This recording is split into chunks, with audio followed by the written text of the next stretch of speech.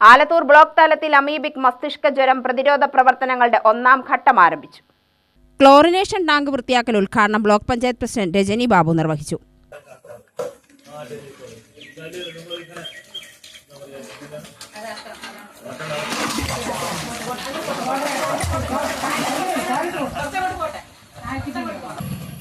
കുടിവെള്ളം എടുക്കുന്ന കിണറുകളും ടാങ്കുകളും ക്ലോറിനേഷൻ നടത്തി ശുചീകരിക്കുക എന്നൊരു വലിയൊരു ക്യാമ്പയിൻ സംസ്ഥാനത്തുടനീളം എല്ലാവരും ഏറ്റെടുത്തുകൊണ്ടുന്നൊരു ക്യാമ്പയിൻ പ്രവർത്തനം തുടക്കം കുറിച്ചിരിക്കുകയാണ്.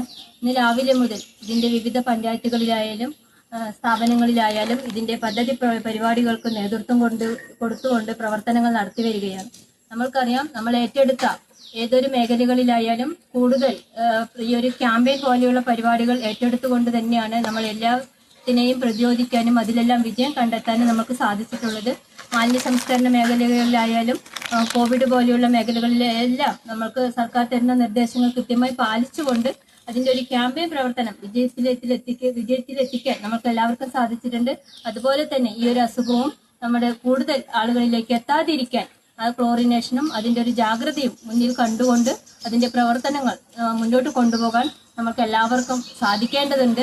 ഈ ഒരു ക്യാമ്പയിൻ വിജയിപ്പിക്കുകയും തുടർന്നും എന്നും ഈ ഒരു കുടിവെള്ളം എടുക്കുന്ന മേഖലകളിൽ അതിൻ്റെ വൃത്തിയോടെയും ശുചീകരണത്തോടുകൂടിയും മുന്നോട്ട് കൊണ്ടുപോകാനും എല്ലാവരും ശ്രദ്ധിക്കണം എന്ന് മാത്രം പറഞ്ഞുകൊണ്ട് ഈ ചടങ്ങ് ഔപചാരികമായി ഉദ്ഘാടനം ചെയ്ത് അറിയിച്ചുകൊണ്ട് ഞാൻ നിർത്തുന്നു.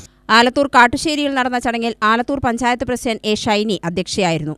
ഹരിത Kerala mission resource person PA Veerasahib വിഷയം അവതരിപ്പിച്ചു.